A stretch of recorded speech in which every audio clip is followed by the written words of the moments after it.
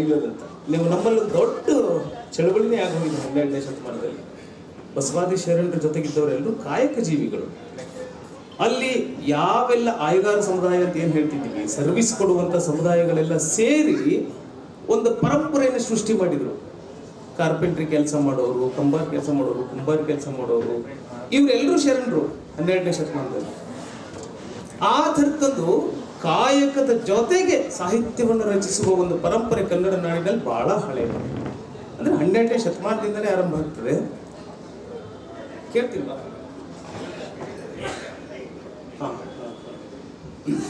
12ನೇ ಶತಮಾನದಿಂದಲೇ ಕಾಯಕ ಜೀವಿಗಳ ಒಂದು ಸಾಹಿತ್ಯಿಕ ರಚನೆ ಮಾಡುವಂಥ ಒಂದು ಪರಂಪರೆ ಶುರು ಆಗ್ತದೆ.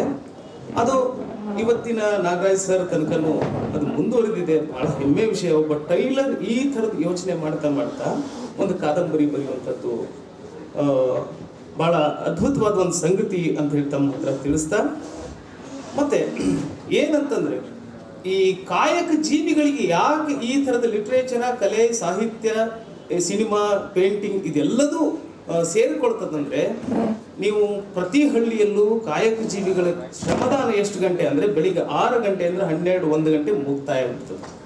ಮಧ್ಯಾಹ್ನ ಊಟ ಮಾಡಿ ಮಲಗ್ತಾರೆ. ಮಲಗಿ ಆದ್ಮೇಲೆ ಸಾಯಂಕಾಲ 4 ಗಂಟೆಗೆ ಸಾಂಸ್ಕೃತಿಕವಾದ ಚಟುವಟಿಕೆಯಲ್ಲಿ ತೊಡಗಿಕೊಳ್ಳಕ್ಕೆ ಸಾಧ್ಯ ಆಗಿದ್ದು ಈ ಕಾಯಕ ಜೀವಿಗಳಿದ್ರೆ.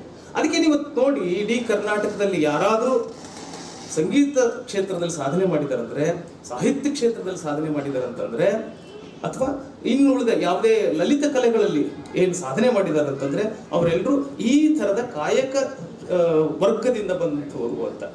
ಅದು ಬಿಟ್ಟರೆ ಇನ್ನು ನಮ್ಮಲ್ಲಿ ಪೂಜ್ಯರು ಅನ್ನತಕ್ಕಂಥ ಒಂದು ವೈದಿಕ ಸಮುದಾಯದವರಿಗೂ ಆ ಥರದ್ದೊಂದು ಅವಕಾಶ ಇರುತ್ತೆ. ಕಾರಣ ಏನಂತಂದ್ರೆ ಅವ್ರು ಬೆಳಿಗ್ಗೆ ಹೆಚ್ಚು ಪೂಜೆ ಪುನಸ್ಕಾರ ಇತ್ಯಾದಿ ಕೆಲಸಗಳನ್ನು ಮಾಡೋದ್ರಿಂದ ಮಧ್ಯಾಹ್ನ ಹೊತ್ತು ಅವರು ಕಡಿಮೆ ಅವಧಿ, ಮಧ್ಯಾಹ್ನದ ಹೊತ್ತದ ಅವಧಿಯನ್ನು ಈ ಥರದ ಕ್ರಿಯಾಶೀಲ ಕೆಲಸಗಳಿಗೆ ಬಳಸ್ಕೊಳ್ತಿದ್ರು. ಇವನ್ ನಮ್ಮ ನಾಟಕದ ನಾಟ್ಯಶಾಸ್ತ್ರ, ಭರತನಾಟ್ಯಶಾಸ್ತ್ರ ಕೂಡ ಯಾವಾಗ ಬರೆದಿದ್ದು ಅಂತ ಭರತ ಮುನಿಗಳು ಹೇಳ್ತಾರೆ, ಅನಧ್ಯಯನ ಕಾಲದಲ್ಲಿ ಅಂತ. ಅನಧ್ಯಯನ ಅಂದ್ರೆ ಬಿಡುವಿದ್ದಾಗ. ಅದಕ್ಕೆ ಒಂದು ಬೆಸ್ಟ್ ಉದಾಹರಣೆ ಅಂತಂದ್ರೆ, ನೀವು ಸಿನಿಮಾದಾಗ ಯಾಕೆ ಬ್ರೇಕ್ ಇರ್ತದಂತಂದ್ರೆ, ಬ್ರೇಕ್ ಆದ್ಮೇಲೆ ಫಸ್ಟ್ ಹಾಫ್ ನೋಡಿದ್ದರ ವಿರುದ್ಧವಾದ ಒಂದಷ್ಟನ್ನ ಯೋಚನೆ ಮಾಡ್ಲಿಕ್ಕೆ 10 ನಿಮಿಷ ಟೈಮ್ ಬೇಕು. ಎರಡನೇ ವಿರಾಮದ ನಂತರ ಕಥೆಯ ಓಘನೆ ಬದಲಿ ಆಗ್ಬಿಡ್ತಿತ್ತು. ಮೊದಲನೇ ಹಂತದಲ್ಲಿ ಹೀರೋ ಇನ್ನೆಲ್ಲೋ ಯಾವುದೋ ಸ್ಲಮ್ ಏರಿಯಾ ಆಗಿದ್ರೆ, 2ನೇ ಹಂತದಲ್ಲಿ ಅವನು 5 ಸ್ಟಾರ್ ಹೋಟೆಲ್ ಮೇಲ್ಗಡೆ ರೂಮಲ್ಲಿ ಇರ್ತಾನೆ. ಆ ಥರದ ಡಿಫ್ರೆನ್ಸ್ ಅನ್ನ ಕ್ರಿಯೇಟ್ ಮಾಡಲಿಕ್ಕೆ ಒಂದು ವಿರಾಮ ಅಂತ ಬೇಕು. ಆ ವಿರಾಮ ಹೆಚ್ಚು ಕಡಿಮೆ ಕ್ರಿಯಾಶೀಲವಾದ ಬರವಣಿಗೆ, ಸಾಹಿತ್ಯ, ನಾಟಕ ಇತ್ಯಾದಿ ಕಲೆಗಳಿಗೆ ಹೆಚ್ಚು ಅವಕಾಶ ಕೊಡುತ್ತದೆ. ಈ ಕಾದಂಬರಿಯಲ್ಲೂ ಅಂಥದ್ದೇ ಒಂದು ಜರ್ನಿ ಇದೆ. ನಮ್ಮಲ್ಲಿ ಸಾಹಿತ್ಯದಲ್ಲಿ 3 ವಿಧಾನ ಇದೆ: ಆಗಮನ, ನಿರ್ಗಮನ, ಪುನರಾಗಮನ ಅಂತ.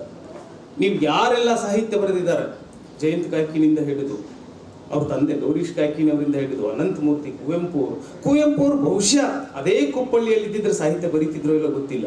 ಅವರು ಜರ್ನಿ ಮಾಡಿ ಮತ್ತೊಂದು ಊರಿಗೆ ಹೋದಾಗ ನಮ್ಮೂರು ನಮಗೆ ಕಾಡಕ್ಕೆ ಶುರು ಮಾಡುತ್ತೆ. ಮತ್ತೊಂದು ಊರಿಗೆ ಹೋದಾಗ ನಮ್ಮೂರು ನಮಗೆ ಕಾಡಕ್ಕೆ ಶುರು ಮಾಡುತ್ತೆ. ಆ ಕಾಡುವಿಕೆ ಸಾಹಿತ್ಯವಾಗಿ ರೂಪುಗೊಳ್ಳುತ್ತದೆ, ಹಾಡಾಗಿ ರೂಪುಗೊಳ್ಳುತ್ತದೆ. ಯಾಕಂದ್ರೆ ಅದರ ನೆನಪು ನಮಗೆ ಪದೇ ಪದೇ ಕಾಡಕ್ಕೆ ಶುರು ಮಾಡುತ್ತೆ. ಆ ಕಾಡುವಿಕೆಯೇ ಸಾಹಿತ್ಯ. ಅಂಥದ್ದೇ ಒಂದು ಕೃಷ್ಣಸಾಗರದಿಂದ ಯೋಗಪುರಿ ಅನ್ನೋ ಊರಿಗೆ ಬರೋದಿದೆಯಲ್ಲ, ಅಂಥದ್ದೇ ಒಂದು ಘಟನೆ ಈ ಇಡೀ ಕಾದಂಬರಿಯ ಮುಖ್ಯ ವಸ್ತು. ನೀವು ನಮ್ಮ ಎಲ್ಲರೂ ಜಗತ್ತಿನ ಯಾವ ಲೇಖಕರಿದ್ದಾರೋ ಎಲ್ಲರೂ ಹೆಚ್ಚು ಕಡಿಮೆ ಅವರ ಸಾಹಿತ್ಯಗಳಲ್ಲಿ ಫಸ್ಟ್ ಬರೋದು ಏನಂತಂದ್ರೆ, ಅವರ ಬಾಲ್ಯವನ್ನ ಸರಿಯಾಗಿ ಕಟ್ಟದು ನಿಲ್ಲಿಸಿರ್ತಾರೆ. ಈ ವಯಸ್ಸು ಆರಂಭವಾಗುವ ಮುನ್ನ ಬಾಲ್ಯ ಇರ್ತದಲ್ಲ, ಅದು ನಮ್ಗೆಲ್ಲದೂ ಹೊಸತು, ಪ್ರತಿ ಕ್ಷಣ ಹೊಸತು. ಈಗಲೂ ಹೇಳ್ತೀವಿ ನೋಡಿ, ನಾವು ಮೊದಲು ಕಲಿಸಿದ ಶಿಕ್ಷಕರ ಬಗ್ಗೆ ನಮಗೆ ಅಭಿಮಾನ ಇರುತ್ತೆ. ಫಸ್ಟ್ ಗುರು ಯಾರು ಇರ್ತಾರೋ ಅವ್ರ ಬಗ್ಗೆ ನಾವು ಯಾವತ್ತೂ ಅಭಿಮಾನದಿಂದ ಮಾತಾಡ್ತಿರ್ತೀವಿ. ಏನಕ್ಕಂದ್ರೆ ಫಸ್ಟ್ ಇಂಪ್ರೆಷನ್ ಬೆಸ್ಟ್ ಅಂತಾರಲ್ವ, ಹಾಗೆ ಬಾಲ್ಯ ಕೂಡ ಆ ಥರದ್ದೊಂದು ಇಂಪ್ರೆಷನ್ ನಮ್ಗೆ ಮಾಡಿರ್ತದೆ. ನಾವು ಜಗತ್ತನ್ನು ಹೊಸ ಕಣ್ಣುಗಳಿಂದ ನೋಡ್ತಿರ್ತೀವಿ.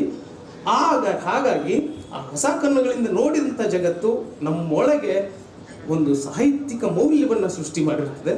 ಆ ಮೌಲ್ಯದ ಹಿನ್ನೆಲೆಯಲ್ಲೇ ಸಿಟಿಗೆ ಬಂದ ಮೇಲೆ ನಮ್ಮ ಹಳ್ಳಿ ಕಾಡಕ್ಕೆ ಶುರು ಮಾಡುತ್ತೆ ಅಂತ.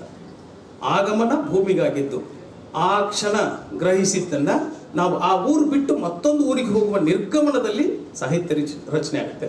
ಪುನರಾಗಮನ ಆದಾಗ ಕೆಟ್ಟೋಗಿರುತ್ತೆ.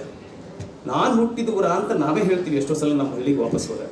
ಅಷ್ಟು ಡೆವಲಪ್ ಆಗಿಬಿಟ್ಟಿರ್ತದೆ. ಹಂಗಾಗಿ ಅದನ್ನ ಪುನರಾಗಮನ ಅಷ್ಟೊತ್ತಿಗೆ ಅಯ್ಯೋ ನಾನೇನೋ ಕಳ್ಕೊಂಡ್ಬಿಟ್ನಲ್ಲ ಬಾಲ್ಯನ ಅನ್ನೋ ಒಂದು ಫೀಲಿಂಗ್ ನಮ್ಮೊಳಗೆ ಕಾಡಕ್ಕೆ ಶುರು ಮಾಡುತ್ತೆ.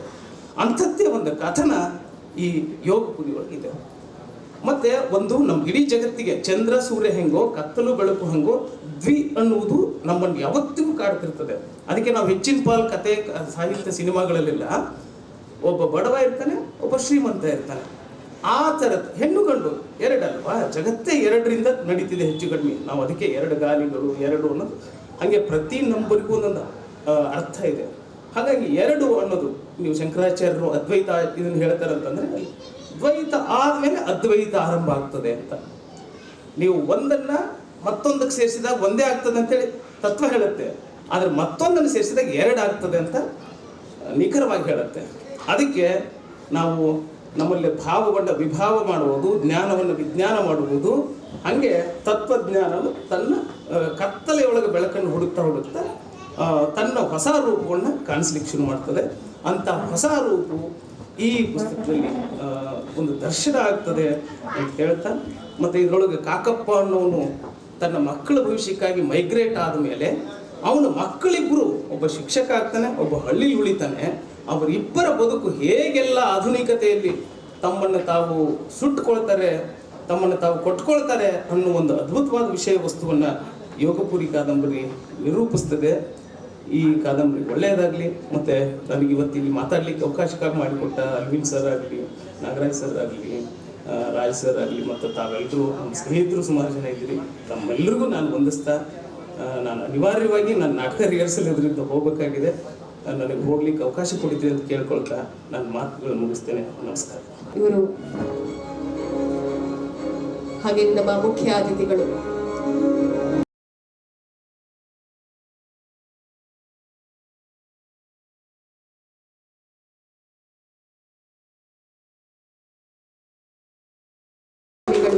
ಹಾಗೆಯೇ ಸಿನಿಮಾ ನಿರ್ದೇಶಕರು ಕೂಡ ಹೌದು.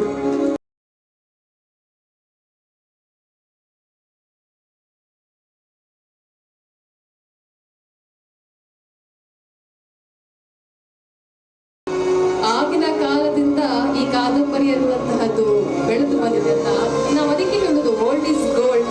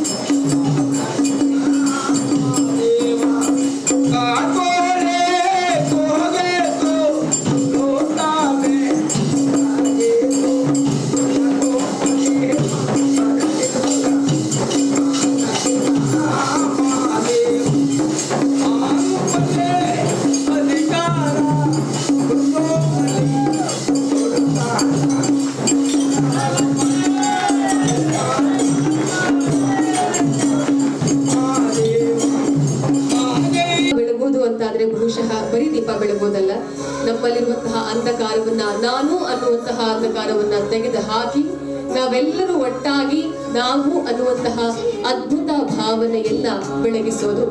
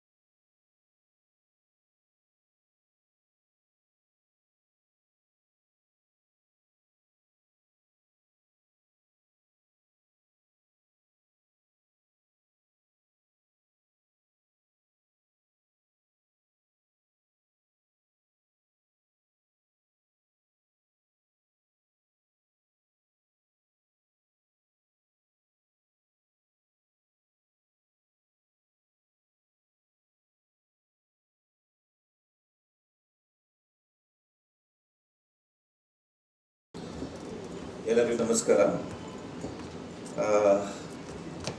ತುಂಬ ನರ್ವಸ್ ಇದೆ, ಹೆದರಿಕೆ ಆಗುತ್ತೆ. ಯಾಕಂತಂದರೆ ನಮ್ಮ ಕೃತಿ ಸಿನಿಮಾ ಬರಹಗಾರರಂತಂದಾಗ, ಸಾಹಿತಿಗಳು, ಲೇಖಕರಂದಾಗ ಅವರ ಕೃತಿನ ನಾವು ವಿಮರ್ಶೆ ಮಾಡ್ಬೋದು ಅಥವಾ ಕ್ರಿಟಿಕ್ ಮಾಡ್ಬೋದು, ಆದರೆ ಅವರನ್ನು ಮಾಡೋಕ್ಕಾಗಲ್ಲ. ಯಾಕಂದರೆ ಅವರ ಅನುಭವ ತುಂಬ ದೊಡ್ಡದು. ನಾವು ಇಂಡಸ್ಟ್ರಿಯಲ್ಲಿ ಮಾತಾಡ್ತೀವಿ, ಇದು ಸರಿ ಇಲ್ಲ, ಅದು ಸರಿ ಇಲ್ಲ ಅಂದಾಗ ನಮ್ಗೆ ವಾಪಸ್ ಕ್ವಶನ್ ಆಗ್ತಿರ್ತಾರೆ. ಏನಂತಂದರೆ ಒಂದೆರಡು ಬರೆದು ನೋಡಿ, ಬರಿ ಹಿಡ್ಕೊಂಡು ಬರಿ, ಒಂದು ಸ್ವಲ್ಪ ಪೆನ್ ಹಿಡಿ ನೀನು. ಆ ಪೆನ್ ಹಿಡ್ದಾಗ ಗೊತ್ತಾಗುತ್ತೆ ನಮಗೆ ಸಾವಿರಾರು ಆಲೋಚನೆಗಳು, ಸಾವಿರಾರು ಯೋಚನೆಗಳು, ಸಾವಿರಾರು ನಮ್ಮ ಭೂತಕಾಲದ ಅನೇಕ ವಿಷಯಗಳು ಸರ್ರ ಪಾಸ್ ಆಗಿಬಿಡ್ತವೆ. ಯಾವುದು ಒಂದಕ್ಕೊಂದು ನಿಂತಿರಲ್ಲ, ಬರೆಯೋಕ್ಕಾಗಲ್ಲ. ಅಷ್ಟೊಂದು ಈಸಿ ಅಲ್ಲ. ಸ್ನೇಹ ಸರ್ ಇದ್ದಾರೆ, ಹಾಗೆ ರವಿ ಸರ್ ಇದ್ದಾರೆ, ಸುದ್ದಿಮನೆ, ಸಾಕಷ್ಟು ಬುಕ್ಗಳನ್ನ ಓದ್ತಾರೆ. ತಮಾಷೆ ಅಲ್ಲ, ಅದು ತುಂಬ ಏನದು ಗಟ್ಟಿಯಾದ ವಿಷಯ, ಪುಸ್ತಕನ ಬರೆಯೋದು. ಈ ಬುಕ್ ಪ್ರಸ್ತಾವನೆಯಲ್ಲಿ ಒಂದು ಮಾತಿದೆ, ಏನಂತಂದರೆ ಬಾಲ್ಯಕ್ಕೆ ಹೋಗ್ಬಿಟ್ಟು ನೋಡಿ ಅಂತ. ನಂಗೆ ಅದು ಓದಬೇಕಾದ್ರೇ ನಮ್ಮೂರಿನ ದೇವಸ್ಥಾನ, ಅಲ್ಲಿನ ಭೂತಾರಾಧನೆ, ನಮ್ಮ ತಾಯಿ ನಮ್ಮ ಅಂಗಳಕ್ಕೆ ಏನೋ ಸೆಗಣಿ ಇದು ಗುಡಿಸ್ತಿದ್ರು, ಅದು ನಾಗರಾಹುವಿನ ಜೊತೆ ನಮ್ಮ ತಾಯಿ ಮಾತಾಡ್ತಿದ್ರು. ಯಾಕಂದರೆ ಅದು ಪಾದ ತೊಳಿಬೇಕಾದ್ರೆ ಕಲ್ಲಲ್ಲಿ ಬೆಲೆಗಳು ಬಂದಾಗ, ಈ ಕಡೆ ಯಾಕೆ ಬರ್ತೀಯ, ಕೊಳಚೆ ಇದೆ, ಆ ಕಡೆ ಹೋಗಿ ನೀನು ಅಂತ ಬೈತಿದ್ರು. ಅದಕ್ಕೆ ಬೈತಿದ್ರು. ನಾವೇಂದ್ರೆ ನಮ್ಗೆ ಯಾಕೆ ಬೈತಿದ್ದಾರೆ ಅಂತ ಹೇಳ್ಬಿಟ್ಟು ನೋಡ್ಬೇಕಾದ್ರೆ ನಾಗರಾವ್ರು ಬೈತಿದ್ರು. ಸೊ ಆ ಒಂದು ಜೆನ್ಯೂನಿಟಿ ಅಲ್ಲಿಗೆ ಹೋದಾಗಲೇ ಗೊತ್ತಾಗೋದು. ಈಗೆಲ್ಲ ಮಕ್ಕಳನ್ನ ಏನು ದೂರದ ಸ್ಕೂಲ್ಗೆ ಹಾಕ್ತಿದ್ದಾರೆ, ಡಿಸಿಪ್ಲಿನ್ ಆಗಿ ಕಲಿಬೇಕಂತ ಹೇಳ್ಬಿಟ್ಟು. ಸೊ ತುಂಬ ಜನರಿಗೆ ಅವ್ರ ಬಾಲ್ಯ ಮಿಸ್ ಆಗ್ತಿದೆ. ಆ ಥರ ಆಗೋದು ಬೇಡ. ಮತ್ತು ಈ ಬುಕ್ ನಾನು ಅರವಿಂದ್ಗೆ ಆಗಲೇ ಹೇಳಿದೆ, ಇದನ್ನು ಓದಿ ಆದಮೇಲೆ ಖಂಡಿತವಾಗಿ ನಿಮಗೆ ಒಂಥರ ಇದನ್ನು ಏನೋ ನನ್ನ ಎಕ್ಸ್ಪೀರಿಯನ್ಸ್ ನಾನು ಬರ್ದಾಗ್ತೀನಿ ಅಥವಾ ನಿಮಗೆ ತಿಳಿಸ್ತೀನಿ ಅಂತ ಹೇಳ್ಬಿಟ್ಟು. ನಾಗರಾಜ್ ಟೈಲರ್ ಸರ್, ನೀವು 10ನೇ ಕ್ಲಾಸ್ ಓದಿದ್ರೂ ಬರೆಯೋದಕ್ಕೆ ಯಾವ ಕ್ಲಾಸ್ ಅಂತಿರಲ್ಲ. ಯಾಕಂದರೆ ಅದೊಂದು ಅನುಭವ.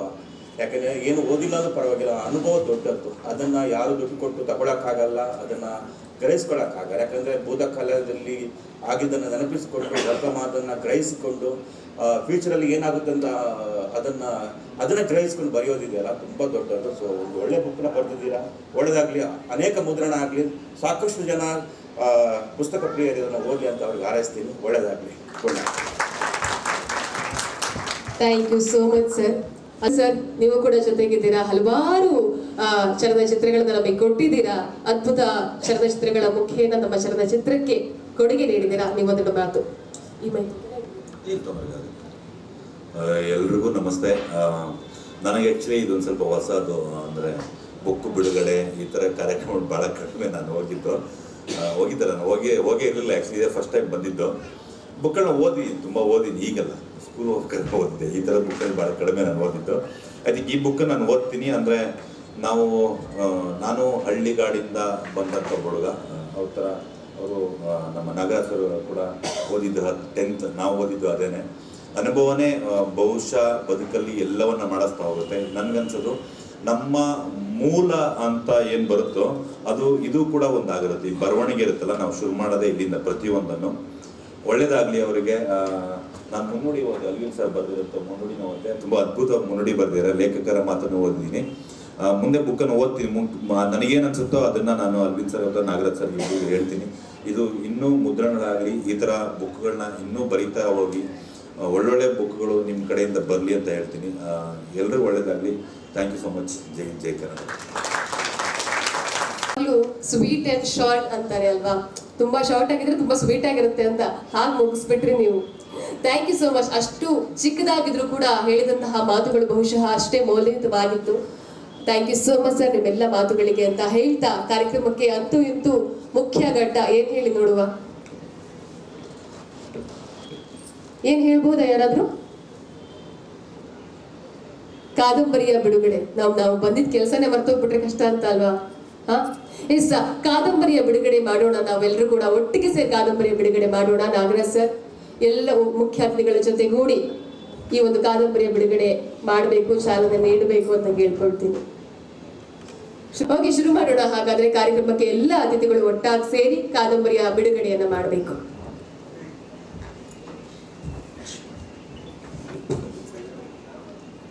ಎಲ್ಲ ಅತಿಥಿಗಳು ಒಟ್ಟಾಗಿ ಸೇರಬೇಕು. ನಮ್ಮ ಸ್ನೇಹಪ್ರಿಯ ನಾಗರಾಜ್ ಸರ್ ಕೂಡ ನಮ್ಮ ಜೊತೆಗಿದ್ದಾರೆ.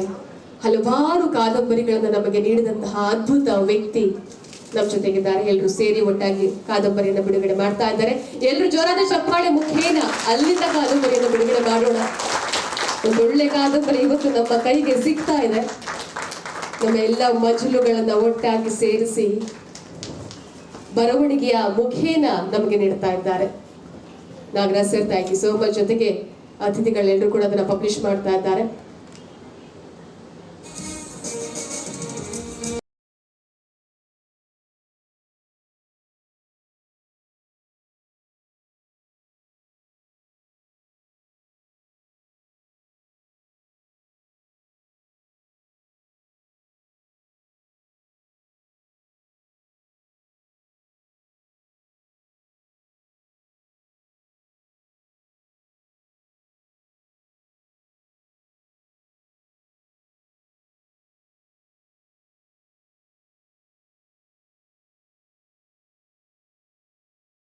ವೇದಿಕೆ ಮೇಲೆ ನೆರೆದಿರುವ ಎಲ್ಲರಿಗೂ ಹಾಗೂ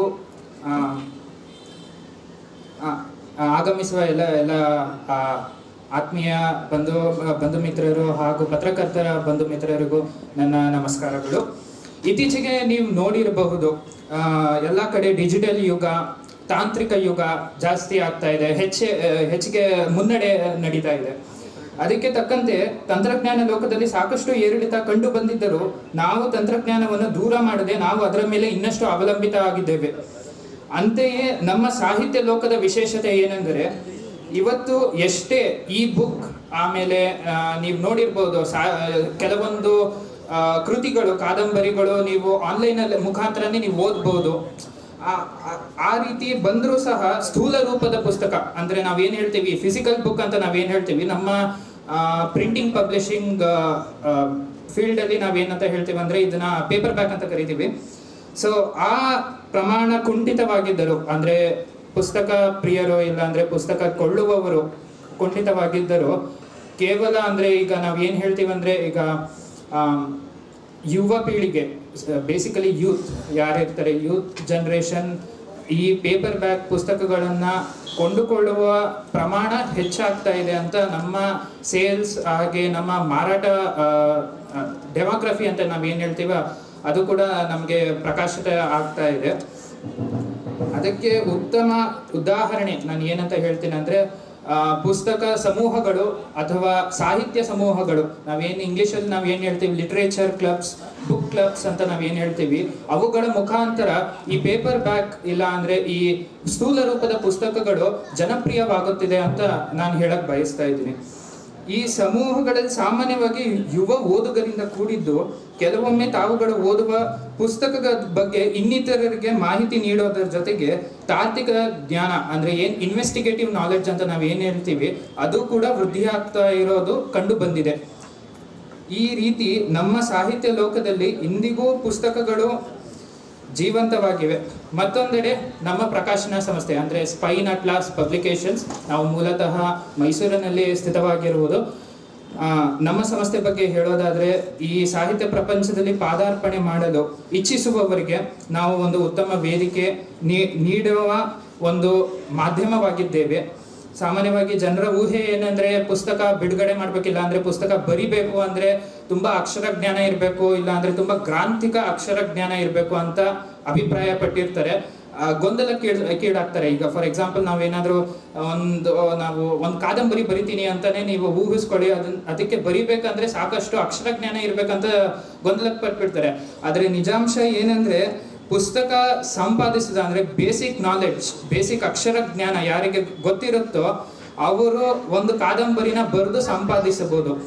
ಅಂತಹ ಬಡ್ಡಿಂಗ್ ಆಥರ್ಸ್ ನಾವು ಅಂತ ಏನಂತ ಕರಿತೀವಿ. ಫಾರ್ ಎಕ್ಸಾಂಪಲ್ ಈಗ ನಾವು ಪ್ರಥಮ ಪುಸ್ತಕ ಅವರು ಏನು ಬಿಡುಗಡೆ ಮಾಡ್ತಾರೆ ಈಗ ಅಥವಾ ಅವರ ಪ್ರಥಮ ಪುಸ್ತಕವನ್ನು ಬಿಡುಗಡೆ ಮಾಡೋದಕ್ಕೆ ನಾವು ಪ್ರೋತ್ಸಾಹ ಮಾಡ್ತೀವಿ. ನಮ್ಮ ಮುಖ್ಯ ಪರಿಶ್ರಮ ಏನಂದ್ರೆ ಈ ತರ ನಮ್ಮ ಸಂಸ್ಥೆಯ ಮುಖಾಂತರ ಈ ಬರಹಗಾರರನ್ನು ಹುರಿದುಂಬಿಸಿ ಅವರ ಕಥೆ ಮತ್ತು ಸಂದೇಶಗಳು, ಅವರ ಪುಸ್ತಕದ ಮುಖಾಂತರ ಏನೇನು ಸಂದೇಶಗಳು ತಲುಪಿಸಲು ಬಯಸುತ್ತಾರೋ ಅದನ್ನ ಸಮಾಜಕ್ಕೆ ನಾವು ತಲುಪಿಸುವ ಕಠಿಣ ಪರಿಶ್ರಮ ನಾವು ಮಾಡ್ತೇವೆ. ಓರ್ವ ಲೇಖಕ ಹಾಗೂ ನಾನು ಓರ್ವ ಪತ್ರಕರ್ತನಾಗಿ ನಾನು ಹೇಳೋ ಒಂದು ಸಂದೇಶ ಏನಂದ್ರೆ ಆದಷ್ಟು ಪುಸ್ತಕಗಳನ್ನು ಕೊಳ್ಳುವ ಹವ್ಯಾಸ ರೂಢಿಸಿಕೊಳ್ಳಿ. ಅದರಿಂದ ನಿಮ್ಮ ಭಾಷಾ ಕೌಶಲ್ಯ ವೃದ್ಧಿಯಾಗುತ್ತದೆ. ಈಗಿನ ಡಿಜಿಟಲ್ ಯುಗದಲ್ಲಿ ಸ್ವಂತಿಕೆ ಇರುವುದು, ಹಾಗೆ ಈಗ ನಾವೇನು ಆರ್ಟಿಫಿಷಿಯಲ್ ಇಂಟೆಲಿಜೆನ್ಸ್ ಅಥವಾ ಕೃತಕ ಬುದ್ಧಿಮತ್ತೆ ಅಂತ ನಾವೇನು ಹೇಳ್ತೀವಿ ಅದರ ಮೇಲೆ ಸಾಕಷ್ಟು ಅವಲಂಬನೆ ದಿನೇ ದಿನೇ ಹೆಚ್ಚಾಗ್ತಾ ಇದೆ. ನಾನು ಕೂಡ ಆರ್ಟಿಫಿಷಿಯಲ್ ಇಂಟೆಲಿಜೆನ್ಸ್ ಯೂಸ್ ಮಾಡ್ತೀನಿ. ಆದರೆ ಒಂದು ಮಿತಿಯಾಗಿರಲಿ, ಎಲ್ಲದಕ್ಕೂ ಒಂದು ಮಿತಿ ಇದ್ದೇ ಇರುತ್ತೆ. ಅತಿಯಾದರೆ ಅಮೃತವೂ ವಿಶ್ವ ಆಗುತ್ತದೆ. ಹಾಗೆಯೇ ಸ್ವಂತಿಕೆ ಅನ್ನೋ ಒಂದು ಗುಣ ಬರೋದಕ್ಕೆ ಪುಸ್ತಕಗಳು ಮೂಲ ಕಾರಣ. ಸ್ವಂತಿಕೆ ಇಲ್ಲ ಅಂದ್ರೆ ಭಾಷಾ ಕೌಶಲ್ಯದಲ್ಲಿ ಸ್ವಂತಿಕೆ ಬರಲು ಮೂಲ ಕಾರಣ ಪುಸ್ತಕಗಳು ಅಂತ ಹೇಳಕ್ಕೆ ಬಯಸ್ತೀನಿ. ಆನ್ಲೈನ್ನ ಕೃತಕ ಪ್ರಪಂಚವನ್ನು ಹೊಗಳುವುದಕ್ಕಿಂತ ಆಫ್ಲೈನ್ನ ಪ್ರಾಕೃತಿಕ ಸೌಂದರ್ಯವನ್ನು ಆನಂದಿಸಿ, ಏಕೆಂದರೆ ಜೀವನ ಶಾಶ್ವತವಲ್ಲ. ಆದಷ್ಟು ಕನ್ನಡ ಪುಸ್ತಕಗಳನ್ನು ಕೊಂಡು ಓದಿ ಜ್ಞಾನಾರ್ಜನೆ ಮಾಡಿಕೊಳ್ಳಿ. ಕೊನೆಯದಾಗಿ ನಾನು ಹೇಳುವ ಮುಖ್ಯ ಸಂದೇಶ ಏನಂದ್ರೆ ನಮ್ಮ ಪ್ರಕಾಶನ ಸಂಸ್ಥೆ ಮುಖಾಂತರ ತಮ್ಮ ಕೃತಿಯನ್ನು ಪ್ರಕಟಿಸಿದ ನಾಗರಾಜ್ ಸರ್ ಅವರಿಗೆ ಹೃತ್ಪೂರ್ವಕ ಅಭಿನಂದನೆ ಮಾಡುತ್ತೇನೆ. ತಮ್ಮ ಯೋಗಪುರಿ ಕೃತಿ ಸಾಹಿತ್ಯಾಸಕ್ತರು ಹಾಗೂ ಸಾಹಿತ್ಯ ಪ್ರಿಯರಲ್ಲಿ ಜನಪ್ರಿಯ ಮೆಚ್ಚುಗೆ ಪಡೆಯಲಿ ಎಂದು ನಾನು ಆಶಿಸುತ್ತೇನೆ ಹಾಗೂ ಆ ದೇವರಲ್ಲಿ ಪ್ರಾರ್ಥಿಸುತ್ತೇನೆ. ಸಾಹಿತ್ಯಾಸಕ್ತರು ಚಲನಚಿತ್ರ ನಿರ್ದೇಶಕರಾದ ಆಲ್ವಿನ್ ಸರ್ ಅವರಿಗೆ ಹಾಗೂ ನಮ್ಮ ಪ್ರಕಾಶನ ಸಂಸ್ಥೆಯ ಪರಿಗಣನೆಗೆ ತೆಗೆದುಕೊಂಡು ನಮ್ಮ ಪ್ರಕಾಶನ ಸಂಸ್ಥೆ ಮುಖಾಂತರ ಈ ಬುಕ್ಕನ್ನು ಬಿಡುಗಡೆ ಮಾಡಿಸುವುದಕ್ಕೆ ನಾನು ಧನ್ಯವಾದ ಸೂಚಿಸ್ತೇನೆ. ಅವರ ಸಹ ನಿರ್ದೇಶಕರಾದ ಪುರುಷೋತ್ತಮ್ ಅವರಿಗೂ ಹಾಗೂ ಈ ಪುಸ್ತಕ ಬಿಡುಗಡೆ ಮಾಡುವುದಕ್ಕೆ ಪರೋಕ್ಷವಾಗಿ ಪ್ರತ್ಯಕ್ಷವಾಗಿ ಎಲ್ಲರೂ ಪರಿಶ್ರಮಿಸಿದ ಎಲ್ಲ ವ್ಯಕ್ತಿಗಳಿಗೂ ನಾನು ಈ ವೇದಿಕೆ ಮುಖಾಂತರ ಧನ್ಯವಾದ ಸಲ್ಲಿಸುತ್ತೇನೆ. ಈ ಮಾತುಗಳನ್ನಾಡ್ತಾ ನನ್ನ ಕೆಲವು ಸಂದೇಶಗಳನ್ನು ಮುಗಿಸ್ತಾ ಇದ್ದೇನೆ. ಧನ್ಯವಾದ. Thank you so much. ಹಾಗೆ ನೀವು ಇಲ್ಲೇ ಇರಬೇಕು, ಸರ್ಟಿಫಿಕೇಟ್ಗಳನ್ನ ನೀವೇ ಇಶ್ಯೂ ಮಾಡಬೇಕು ಅಂತ ಕೇಳ್ಕೊಳ್ತೀನಿ ಸರ್. ದಯಮಾಡಿ ನೀವು ಕೂಡ ಜೊತೆಗೂಡಬೇಕು. ಇಲ್ಲಿ ನಾಗರಾಜ್ ಕ್ಯೂಬ್ ಇದೆ ಅಲ್ವಾ? ಎಸ್, ನಾಗರಾಜ್ ಕ್ಯೂಬ್ ಇದ್ರು ಕೂಡ ಅವರ ಆ ಒಂದು ಜ್ಞಾನದ ಮಟ್ಟ ಬಹುಶಃ ಎಲ್ಲದಕ್ಕಿಂತ ಮಿಗಿಲಾದದ್ದು. ಎಸ್, ಎಲ್ಲರೂ ಜೋರಾದ ಚಪ್ಪಾಳಿ ಆ ಮುಖೇನ ಈ ಒಂದು ಸರ್ಟಿಫಿಕೇಟ್ ಇಶ್ಯೂಗೆ ನಾವು ಕೂಡ ಭಾಗಿಯಾಗೋಣ ಅಫಿಷಿಯಲ್ ಆಗಿ. Thank you so much sir. Vishwa sir, thank you so much issue ಮಾಡಿದ್ದಕ್ಕೆ. ಹಾಗೇನೆ ಅತಿಥಿಗಳಿಗೆ ಥ್ಯಾಂಕ್ ಯು ಸೋ ಮಚ್. ಈಗ ಅದ್ಭುತ ವ್ಯಕ್ತಿಯೊಬ್ಬರನ್ನ ನಾನು ಇಲ್ಲಿಗೆ ಡಯಾಸ್ ಹತ್ರ ಬರ್ಮಾಡ್ಕೊಳ್ತೀನಿ. ಅವ್ರು ಯಾರು ಅಂತ ಹೇಳಿದ್ರೆ ಸ್ನೇಹಪ್ರಿಯ ನಾಗರಾಜ್ ಸರ್. ಗೀತ್ ದುರಭ್ಯಾಸ ಏನಂದ್ರೆ ಮೈಕ್ ಸಿಕ್ಕಿದಾಗೆಲ್ಲ ಗಂಟೆಗಟ್ಟಲೆ ಮಾತಾಡೋದು. ಸರ್ ಓಕೆ, ಮೊದಲನೇದಾಗಿ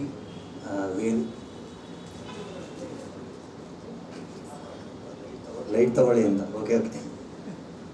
ಮೊದಲನೇದಾಗಿ ವೇದಿಕೆ ಮೇಲೆ ಇರ್ತಕ್ಕಂಥ ಎಲ್ಲ ಹಿರಿಯರಿಗೆ, ಗಣ್ಯರಿಗೆ ಹಾಗೂ ವೇದಿಕೆ ಮುಂಭಾಗದಲ್ಲಿರ್ತಕ್ಕಂಥ ಎಲ್ಲರಿಗೂ ನಮಸ್ಕಾರಗಳು. ನನ್ನ ಹೆಸರು ಸ್ವಸ್ತಿಕ್ ಅಂತ. ಈಗ ಸರ್ ಬಗ್ಗೆ ಮಾತಾಡೋದ್ರ ಜೊತೆಗೆ ನಂದೂ ಚೂರು ಮಾತಾಡ್ಕೊಳ್ಳೋ ಅಂತ ಒಂದು ದುರಭ್ಯಾಸ ನಾನು ಹೇಳಿದಾಗೆ ಅದಿದೆ ಚಿಕ್ಕದಾಗಿ. ಈಗ ನಾನು ಈ ಬುಕ್ ಬಗ್ಗೆ ಮಾತಾಡಬೇಕು ಅಂತ ಯೋಚನೆ ಮಾಡ್ತಿದ್ದಾಗ ಸ್ವಲ್ಪ ಭಯ ಆಯಿತು. ನಾನು ಈ ಬುಕ್ನ ಓದಿರ್ಲಿಲ್ವಲ್ಲ, ಓದಿದ್ದೀನಿ ಅಂತ ಸುಳ್ಳು ಹೇಳಿ ಏನಾದರೂ ನಾನೇ ಕತೆ ಏನಾದರೂ ಮಾತಾಡಲ, ಅಥವಾ ಮುನ್ನುಡಿ ಅಥವಾ ಪ್ರಸ್ತಾವನೆ ಏನಾದರೂ ಓದ್ಕೊಂಡು ಏನಾದರೂ ಪ್ಯಾಚಪ್ ಮಾಡಲ, ಈ ಥರ ಒಂದಷ್ಟು ಯೋಚನೆಗಳು ಬಂತು. ಆವಾಗ ಆಲ್ವಿನ್ ಸರ್ ಅವರ ಮುನ್ನುಡಿ ಮತ್ತು ನಾಗರಾಜ್ ಸರ್ ಅವರ ಪ್ರಸ್ತಾವನೆಯನ್ನು ನೋಡಿದಾಗ, ಮತ್ತು ಮಾದೇವ್ ಒಡಪ ಸರ್ ಅವರ ಈಗ ಅವ್ರ ಟಾಕನ್ನು ಕೇಳಿದಾಗ ಒಂದು ಪರ್ಟಿಕ್ಯುಲರ್ ಕತೆ, ನನ್ನ ಚಿಕ್ಕ ವಯಸ್ಸಿನ ಕತೆ ನನಗೆ ಕನೆಕ್ಟ್ ಆಗಿದೆ. ಏನಂದರೆ ನನಗೆ ಚಿಕ್ಕ ವಯಸ್ಸಿನ ನಾನು ಈ ಬಾಲಮಂಗಳ ಮತ್ತು ತುಂತುರಿ ಕತೆ ಬುಕ್ಗಳ ಓದೋ ಹುಚ್ಚಿತ್ತು. ಅಲ್ಲಿ ಧಾರಾವಾಹಿಗಳು ಬರ್ತಾ ಇತ್ತು, ರೆಗ್ಯುಲರಾಗಿ ಓದಿ ನಾನು ಬರೆಯುವಂಥ ಕತೆಗಳು ಕಂಟಿನ್ಯೂಸ್ ಆಗಿ ಪಬ್ಲಿಷ್ ಆಗಬೇಕು ಅನ್ನೋ ಒಂದು ಆಸೆ. ಆದರೆ ಯಾವ ರೀತಿ ಪಬ್ಲಿಷ್ ಮಾಡಬೇಕು ಏನು ಅಂತ ಗೊತ್ತಿಲ್ಲ, ಐಡಿಯಾ ಇರಲಿಲ್ಲ. ಅದಕ್ಕೆ ನಮ್ಮ ಸ್ಕೂಲಲ್ಲಿ ಯಾರ್ಯಾರು ನನ್ನ ಫ್ರೆಂಡ್ಸ್ ಇದ್ದರು, ನಾನು ಸ್ಟೋರೀಸ್ ಬರೆಯೋದು, ಅವರಿಗೆ ಪ್ರತಿ 15 ದಿನ ನಾನು ಸ್ಟೋರೀಸ್ನ ಓದಿ ಅಂತ ಫೋರ್ಸ್ ಮಾಡೋದು. ಈ ರೀತಿ ನಂದು ಒಂದು ಚಿಕ್ಕ ವಯಸ್ಸಿನ ಒಂದು journey as a writer start ಆಯಿತು. ಆಮೇಲೆ ಇಂಜಿನಿಯರಿಂಗ್ ಮಾಡಿದೆ. ಈ ಮಧ್ಯದಲ್ಲಿ ಈ ಬರಹ ಅನ್ನೋದು ಬಿಟ್ಟೋಯ್ತು ನಮ್ಮ ಎಜುಕೇಷನ್ ಸಿಸ್ಟಮಿಂದ, ಮತ್ತು ಸರ್ ಮೆನ್ಷನ್ ಮಾಡಿದಾಗೆ ಟೆಕ್ನಾಲಜಿಯಿಂದ. ಅದನ್ನು ಬ್ಲೇಮ್ ಮಾಡದೇ ಇದ್ರೂ ಕೂಡ ನನಗೆ ಅರಿವಿಲ್ಲದೆ ಒಂದಷ್ಟು ನನ್ನ ಮುಗ್ಧತೆ, ನನ್ನ ಚೈಲ್ಡಿಶ್ನೆಸ್ ಅದೆಲ್ಲ ಬಿಟ್ಟೋಯ್ತು. ಆಮೇಲೆ ಥಿಯೇಟರ್ಗೆ ಹೆಗ್ಗೋಡಲ್ಲಿ ನನ್ನ ಥಿಯೇಟರ್ ಜರ್ನಿ ಸ್ಟಾರ್ಟ್ ಆಯಿತು. ಈ ರೀತಿ ಶುರುವಾಗಿ ಈಗ ಇಲ್ಲಿಗೆ ಬಂದು ನಿಂತಿದೆ. ಈ ಯೋಗಪುರಿ ಪುಸ್ತಕನ ಆದಷ್ಟು ಓದುಗರಿಗೆ ಮುಟ್ಲಿ, ಅವರೆಲ್ಲ ಇದನ್ನು ಓದಲಿ ಅಂತ ಹೇಳೋದ್ರ ಮೂಲಕ ನಾನೊಂದು ಕವಿತೆಯನ್ನು, ಒಂದು ಪೊಯೆಟ್ರಿಯನ್ನು ರಿಸೈಡ್ ಮಾಡೋದಕ್ಕೆ ಇಷ್ಟಪಡ್ತೀನಿ. ಈ ಪೊಯೆಟ್ರಿ ಬಂದು ಇಲ್ಲಿರೋಂಥ ಆರ್ಟಿಸ್ಟ್ಗಳು, ಪ್ರತಿಯೊಬ್ಬರು ಆರ್ಟಿಸ್ಟ್ಗಳಿಗೂ ಎನಿ ಕೈಂಡ್ ಆಫ್ ಆರ್ಟ್ ಅವ್ರಿಗೆ ಅವ್ರದ್ದೇ ಆದಂಥ ಒಂದಷ್ಟು ಸ್ಟ್ರಗಲ್ಗಳಿರುತ್ತೆ. ಒಂದಷ್ಟು ಕೆಲಸಗಳು ಮಾಡಿದ್ಮೇಲೆ, ಈಗ ಬರಹಗಾರರಿಗೆ ಒಂದಷ್ಟು ಬರಹಗಳನ್ನು ಮಾಡಿದ್ಮೇಲೆ ಮುಂದಿನ ಬರಹ ಏನಾದರೂ ಹೊಸದರ ಹುಡುಕಾಟ, ಅದನ್ನ ಯಾವ ರೀತಿ ಹುಡುಕಾಡಬೇಕು. ಈಗ ದಿನನಿತ್ಯದ ಚಟುವಟಿಕೆಗಳಲ್ಲಿ ಅವ್ರು ಏನಾದರೂ ಹೊಸದನ್ನು ಹುಡುಕ್ತಾರೆ. ಈಗ ದಿನ ಬೆಳಗ್ಗೆ ಎದ್ದೇಳ್ತೀವಿ, ದಿನ ರಾತ್ರಿ ಮಲ್ಕೋತೀವಿ, ಇದ್ರ ಮಧ್ಯೆನೇ ಅವ್ರು ಏನಾದರೂ ಹೊಸದನ್ನು ಹುಡುಕ್ಬೇಕು, ಕಾನ್ಷಿಯಸ್ ಆಗಿ ಎಫರ್ಟ್ನ ಹಾಕಬೇಕು. ಆ ಕಾನ್ಷಿಯಸ್ ಚಾಯ್ಸಸ್ಸಿಂದ ಅವ್ರು ಏನೋ ಒಂದು ಕ್ರಿಯೇಷನ್ನ ಮಾಡಬೇಕು. ಈಗ ಎಷ್ಟೇ ಟೆಕ್ನಾಲಜಿ ಮುಂದುವರೆದಿದ್ರು ಕೂಡ art is the thing which is most human ಅಂತ ನಮ್ಮೆಲ್ಲರಿಗೂ ಗೊತ್ತು. ನಮ್ಮನ್ನ ಕನೆಕ್ಟ್ ಮಾಡೋ ಅಂಥದ್ದು. ಇಲ್ಲಿ ಈಗ ಕಂಸಾಳೆ ನೋಡಿದ್ವಿ, ಡೊಳ್ಳು ಕುಣಿತನ ನೋಡಿದ್ವಿ.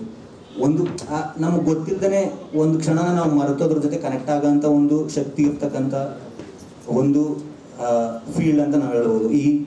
ಈ ಪೊಯೆಟ್ರಿ ಒಂದು ಈ ಆರ್ಟಿಸ್ಟ್ನ ಸ್ಟ್ರಗಲ್ನ, ಮತ್ತು ಅವ್ನು ಯಾವ ರೀತಿ ಯೋಚನೆ ಮಾಡ್ತಾನೆ, ಒಬ್ಬ ಬರಹಗಾರ ಆದರೆ ಯಾವ ರೀತಿ ಅದನ್ನು ಯೋಚನೆ ಮಾಡ್ತಾನೆ, ಯಾವ ರೀತಿ ಅವ್ನು ಕಾನ್ಷಿಯಸ್ ಎಫರ್ಟ್ಸ್ನ ತಗೋತಾನೆ ಏನಾದರೂ ಒಂದು ಕ್ರಿಯೇಷನ್ನ ಮಾಡೋದಕ್ಕೆ ಅನ್ನೋದ್ರ ಬಗ್ಗೆ ಈ ಕವಿತೆ ಇದೆ.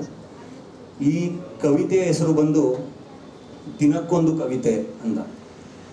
ಈಗ ಬರಹಗಾರ ಅವನ ಮನಸ್ಸಲ್ಲಿ ಏನು ಅನ್ಕೋತಿದ್ದಾನೆ ಅಂದರೆ, ನಾನು ದಿನಕ್ಕೊಂದು ಕಥೆಯನ್ನು ಅಥವಾ ಕವಿತೆಯನ್ನು ಬರಿಬೇಕು ಅಂತ. ಸೊ ಅವ್ನು ಯೋಚನೆ ಮಾಡ್ತಾ ಕೂತಾಗ, ದಿನಕ್ಕೊಂದು ಕವಿತೆ ನಾನು ಹೇಗೆ ಬರೆಯಲಿ, ಎಲ್ಲ ದಿನಗಳು ಒಂದೇ ರೀತಿಯಲ್ಲಿ ಸಾಗುತ್ತಿವೆ. ದಿನಕ್ಕೊಂದು ಕವಿತೆಯ ನಾನು ಹೇಗೆ ಬರೆಯಲಿ, ಎಲ್ಲ ದಿನಗಳು ಒಂದೇ ರೀತಿ ಸಾಗುತ್ತಿವೆ. ಅದೇ ಬೆಳಗ್ಗೆ, ಅದೇ ಸಂಜೆ, ಅದೇ ಊಟ, ಅದೇ ಆಟ. ಆದರೂ ಏನೋ ಹೊಸದು. ಅದೇನೋ ಎಲ್ಲ ದಿನಗಳಂತೆ ಅದೇ ಬೆಳಗ್ಗೆ ಅದೇ ಸಂಜೆ, ಆದರೂ ಏನೋ ಹೊಸದರ ಹುಡುಕಾಟ. ಇದು ನನ್ನೊಬ್ಬನ ಹುಡುಕಾಟವೋ ಅಥವಾ ನಮ್ಮೆಲ್ಲರ ಹುಡುಕಾಟವೋ? ಇಲ್ಲ, ನಾನು ಎಲ್ಲರಿಗಿಂತ ಭಿನ್ನ. ನನ್ನ ದಿನಚರಿ ಒಂದೇ ಆದರೂ ಅದನ್ನು ಮಾಡುವ ರೀತಿ ವಿಭಿನ್ನ. ಇಲ್ಲ, ನಾನು ಭಿನ್ನ. ನನ್ನ ದಿನಚರಿ ಒಂದೇ ಆದರೂ ಅದನ್ನು ಮಾಡುವ ರೀತಿ ವಿಭಿನ್ನ. ಯಾವುದೋ ಗೆಲುವಿನ ಹುಡುಕಾಟ, ಏನನ್ನೋ ಸಾಧಿಸುವ ಹಂಬಲ.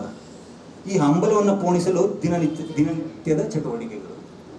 ಈ ದಿನನಿತ್ಯದ ಚಟುವಟಿಕೆಗಳಿಗೆ ಏನಾದರೂ ಒಂದು ಆಕಾರ ಬೇಕಂತ ಮತ್ತೆ ದಾರಿಯ ಹುಡುಕಾಟ.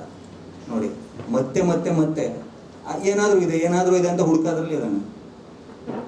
ಈಗ ಆ ದಾರಿ ಎಲ್ಲಿದೆ ಅಂತ ಕೇಳಿದ್ರೆ ಅವನು ಹೇಳ್ತಾನೆ, ಆ ದಾರಿ ಮೊದಲು ಮನದ ಕನಸಲ್ಲಿ. ಆ ಕನಸು ಕೇವಲ ಚಿತ್ರ ಅಲ್ಲ, ಭಾವನೆಗಳ ಅನುಭವ. ಆ ದಾರಿ ಮೊದಲು ಮನದಲ್ಲಿ, ಮನದ ಕನಸಲ್ಲಿ. ಈ ಕನಸು ಕೇವಲ ಚಿತ್ರ ಅಲ್ಲ, ಭಾವನೆಗಳ ಅನುಭವ. ಹೀಗೆ ದಾರಿಯ ಹುಡುಕಾಟ, ಗೆಲುವಿನ ಹುಡುಕಾಟ, ಅದರ ನಡುವೆ ನಾನೆಲ್ಲಿ? ಈಗ ಆರ್ಟಿಸ್ಟ್ ಆಗಿ, ಒಬ್ಬ ಹ್ಯೂಮನ್ ಆಗಿ ನಾನೆಲ್ಲಿ ಅನ್ನೋ ಈ ಒಂದು ಅಬ್ಸರ್ಡಿಟಿಗೆ ಅವನು ಮಾಡ್ತಾನೆ. ಹೀಗೆ ಕೊನೆಗೆ ಇದೊಂದು ಪ್ರಶ್ನೆನ, ಉತ್ತರನ, ಕವಿತೆನ, ಹುಡುಕಾಟನ, ಅಂತ್ಯನ, ಮೊದಲ ಅನ್ನೋ ಈ ಗೊಂದಲದಲ್ಲಿ, ಜಂಜಾಟದಲ್ಲಿ ಹೀಗೆ ನಾನು ನನ್ನೊಳಗೆ ಮತ್ತೆ ಮೊದಲನೇ ಸಾಲಿಗೆ. ದಿನಕ್ಕೊಂದು ಕವಿತೆ ನಾನೇಗೆ ಬರೆಯಲಿ? ಎಲ್ಲ ದಿನಗಳು ಒಂದೇ ರೀತಿಯಲ್ಲಿ ಸಾಗುತ್ತಿವೆ. ಅದೇ ಬೆಳಗ್ಗೆ, ಅದೇ ಸಂಜೆ, ಅದೇ ಊಟ, ಅದೇ ಆಟ.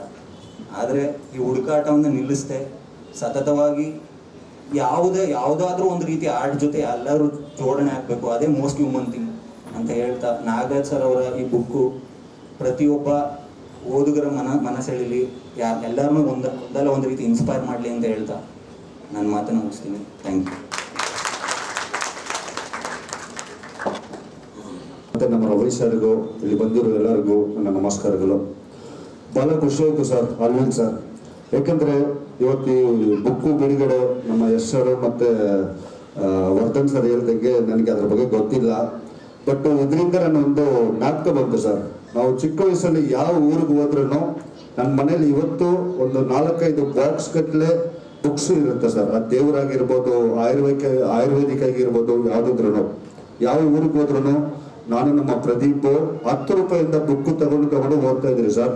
ಇವತ್ತು ನಾನು ಏನೋ ಆಲ್ವಿನ್ ಸರ್ಗೆ ಥ್ಯಾಂಕ್ಸ್ ಹೇಳೋದಂದರೆ, ಇವತ್ತು ಈ ಬುಕ್ಕನ್ನ ಯೋಗಪುರಿ ನಾಗರಾಜ್ ಸರ್ ಬರೆದಿದ್ದಾರೆ. ಸೊ ಅದನ್ನ ಓದಬೇಕಂತ ನನಗೆ ಒಂದು ಇದಾಯ್ತು ಸರ್. Thank you. ಜೈ ಹಿಂದ್, ಜೈ ನಮಸ್ಕಾರ, ಲವ್ ಯು, ಜೈ ಕರ್ನಾಟಕ. ಥ್ಯಾಂಕ್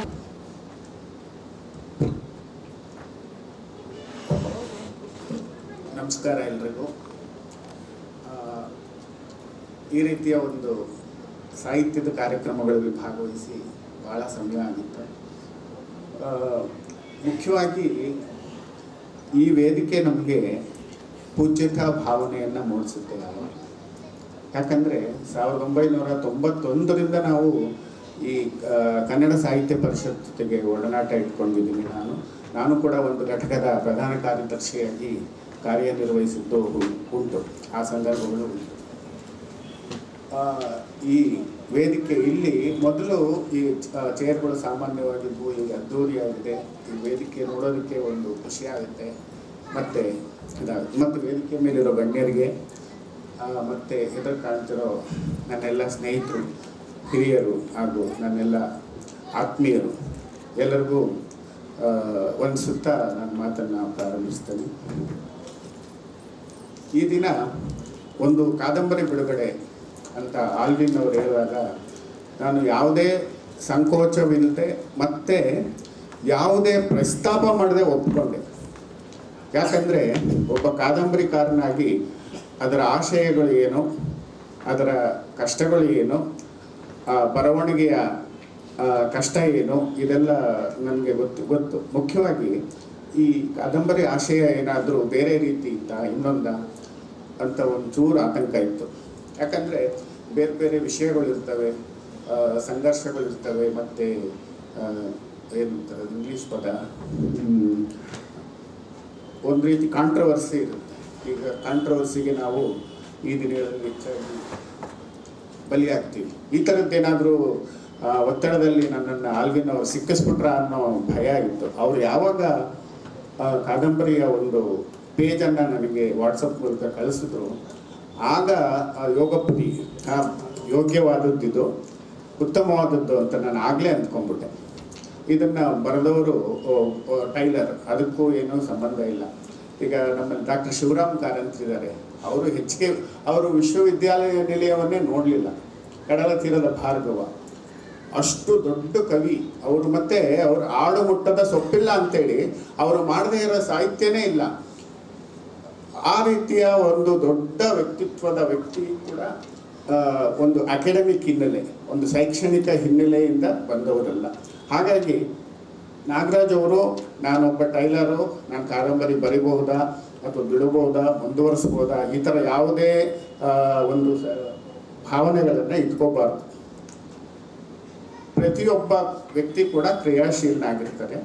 ಮತ್ತು ಕ್ರಿಯಾಶೀಲ ಬರವಣಿಗೆಯಲ್ಲಿ ತೊಡಗಿಕೊಂಡಾಗ ಅದು ಆತನ ಸಾಧನೆಗೆ ಮೆಟ್ಟಿಲುಗಳಾಗ್ತವೆ. ಈಗ ನಾನು ಮೊದಲನೇ ಸಾರಿ ಇದು ಏನಂದರೆ ಇದು ಇಷ್ಟೊಂದು ಗಾಂಭೀರ್ಯ ತುಂಬಿ ತುಳುಕ್ತಾ ಇದೆ ಈ ಇದರಲ್ಲಿ ಸ್ವಲ್ಪ ಲಘುವಾಗಿರೋಣ ಅಂತ ನಾನು ಅಂದ್ಕೊಂಡೆ. ಅದಕ್ಕೆ ನಮ್ಮ ಆಲ್ವಿನ್ ಇದ್ದಾರಲ್ಲ, ಅವರು ಯಾವ ಥರ ಅಂತ ಹೇಳಿದ್ರೆ, ನೀವು ಪೂರ್ಣಚಂದ್ರ ತೇಜಸ್ವಿ ಅವರ ಕರ್ವಾಲ ಓದಿದರೆ ಗೊತ್ತಾಗುತ್ತೆ. ಅದರಲ್ಲಿ ಮಂದಣ್ಣ ಅಂತ ಒಂದು ಕ್ಯಾರೆಕ್ಟರ್, ಸೇಮ್ ಅದರ ತದ್ರೂಪ. ಅವರು ಆಳದಲ್ಲಿ ಆತ ವಿಜ್ಞಾನಿ, ಆದರೆ ಮೇಲ್ಗಡೆ ವರ್ತನೆಗಳಿರುತ್ತಲ್ಲ, ಇಲ್ಲೆಲ್ಲ ಕಷ್ಟಕ್ಕೆ ಸಿಕ್ಸೋದು ಇವೆಲ್ಲ. ಏನಂತ ಹೇಳಿದ್ರೆ, ಒಂದು ಕಾದಂಬರಿಯನ್ನು ಒಂದು 2 ತಿಂಗಳ ಮುಂಚೆ ನಮಗೆ ಕೊಟ್ಟಿದ್ದಿದ್ರೆ ನಾವು ಅದರ ಆಶಯಗಳ ಬಗ್ಗೆ, ಅದರ ಏನಿದೆ, ಅದರೊಳಗೆ ಏನಿದೆ, ಯಾವ್ಯಾವ ಪಾತ್ರ ಏನೇನು ಮಾಡುತ್ತೆ, ಇಂಥ ವಿಷಯಗಳ ಬಗ್ಗೆ ನಾವು ಯಥೇಚ್ಛವಾಗಿ ಮಾತಾಡ್ಬೋದಿತ್ತು. ಆದರೆ ಅವರೇನು ಮಾಡಿದರು, ನನಗೆ 3 ದಿವಸ ಮುಂಚೆ, 4 ದಿವಸ ಮುಂಚೆ, ಮತ್ತು ಸರ್ ಏನು ಹೆದರ್ಕೋಬೇಡಿ, ನೀವು PDF ಕಳಿಸ್ತೀನಿ ನಿಮಗೆ ಅಂತ. ಆಮೇಲೆ ಸರಿ, ಆ PDF ಓದೋಕೆ ನಮ್ಗೆ ಟೈಮ್ ಇರಬೇಕಲ್ಲ, ಸಮಯ ತುಂಬ ಮಹತ್ವದ್ದು. ಏನೇನೋ ಬೇರೆ ಕೆಲಸಗಳು ಮಾಡ್ತಿರ್ತೀವಿ, ಆಲ್ವಿನ್ ಕಳ್ಸೋದು ಹೆಂಗೆ, ಮತ್ತು ಫೋನ್ ಬೇರೆ ಅವಾಗವಾಗ. ಸರ್ ಓದಿದ್ರಾ, ನೋಡಿದ್ರು. ಅದಕ್ಕೆ ನಾನು ಮಂದಣ್ಣ ಅಂತ ಹೇಳಿದ್ದೆ ಆಲ್ವಿನ್. ಇನ್ನೊಂದು,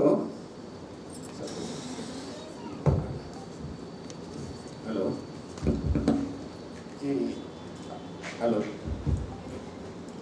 ಆಲ್ವಿನ್ ಅವರ ಇನ್ನೊಂದು ನನಗೇನು ಖುಷಿ ಅಂದರೆ, ಅವರು ನಾನು ಸಿಕ್ಕಿದಾಗ ಕಾಫಿ ಡೇ ಕರೀತಾರೆ.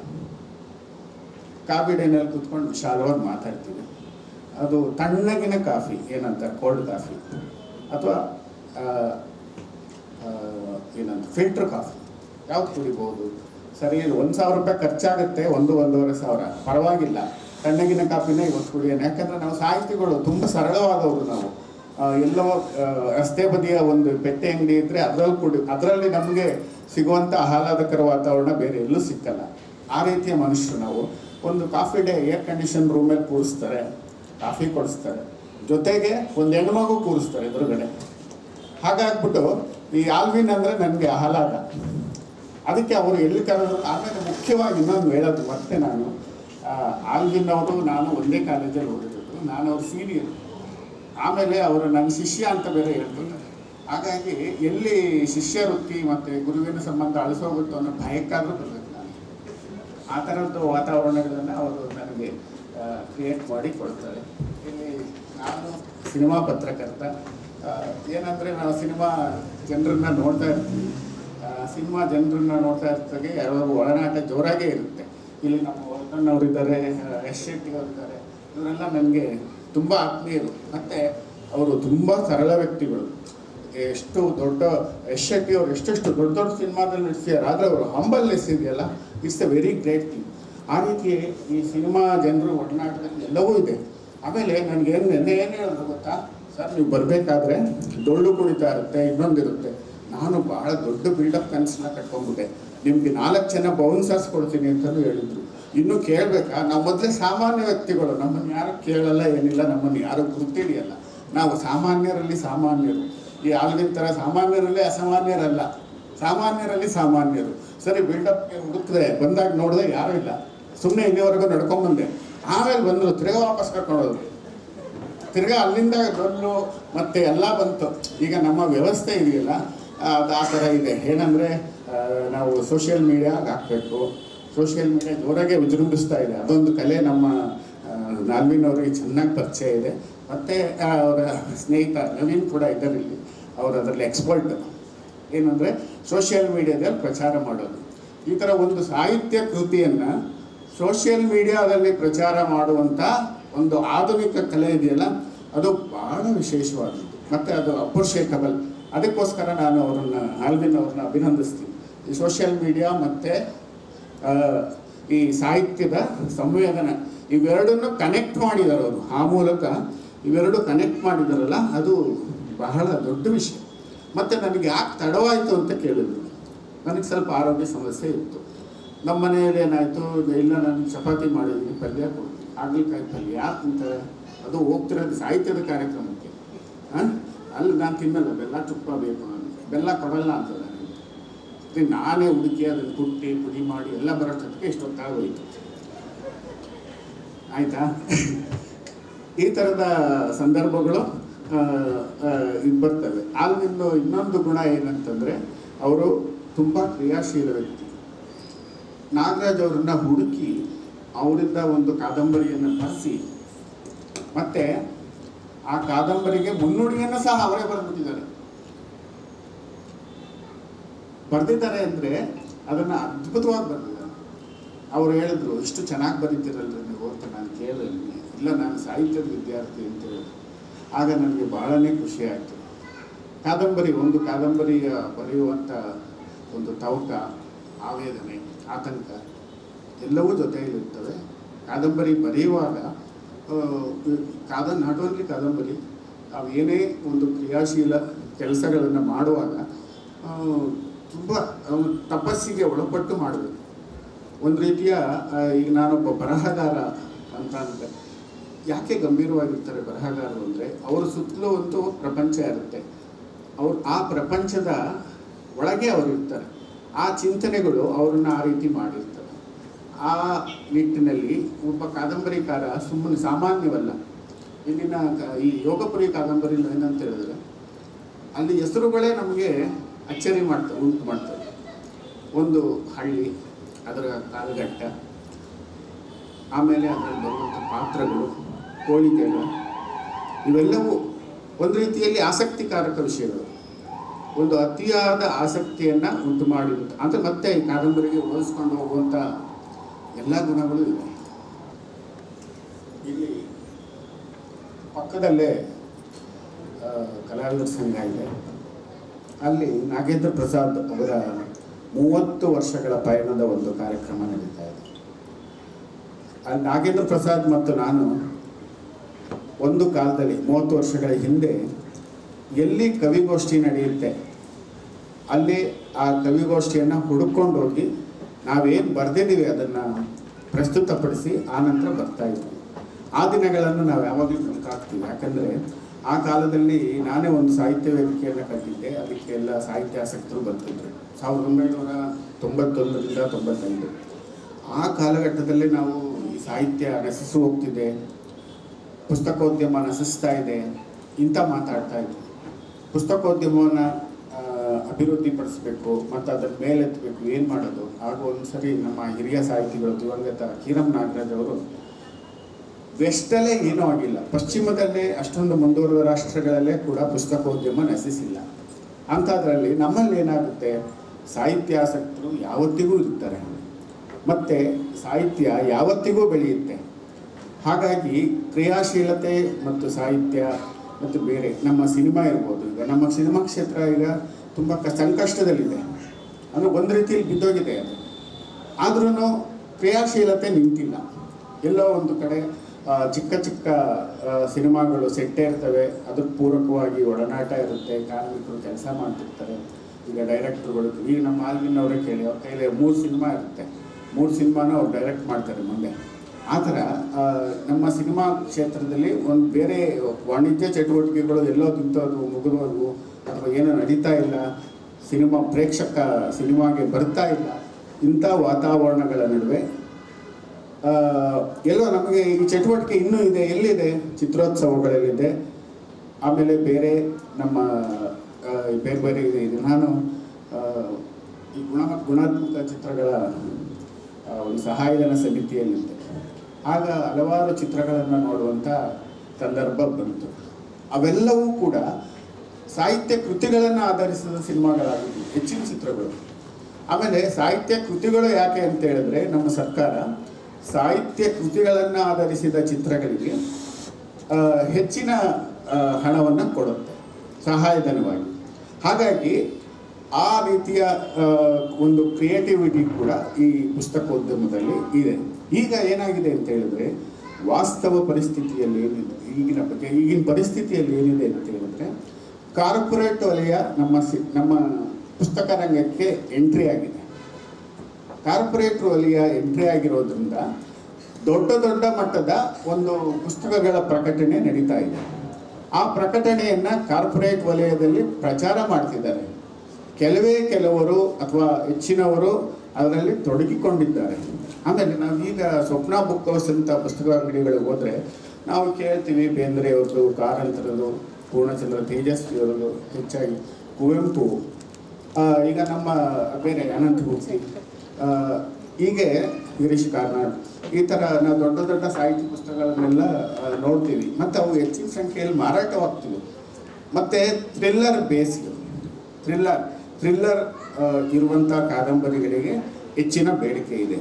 ಆಗ ಮುಖ್ಯವಾಗಿ ನಮಗೆ ಕಾದಂಬರಿಗೆ ಬೇಡಿಕೆ ಇಲ್ಲ ಅಂತಿಲ್ಲ, ಅಥವಾ ಓದುಗರು ಕಡಿಮೆ ಆಗಿಲ್ಲ. ಏನಾಗಿದೆ ಅಂತ ಹೇಳಿದ್ರೆ, ನಾವು ಕಾದಂಬರಿಯನ್ನು ಓದುಗನಿಗೆ ತಲುಪಿಸಬೇಕಾದ ಮಾರ್ಗ ಚೆನ್ನಾಗಿಲ್ಲ. ಹೊಸಬರು ಒಳ್ಳೆಯ ಕೃತಿಯನ್ನು ಬರಿಬೋದು, ಹೊಸ ಸಿನಿಮಾಗಳು ಅಷ್ಟೇ, ಒಂದು ಹೊಸ ಸಾಹಿತ್ಯವೂ ಅಷ್ಟೇ.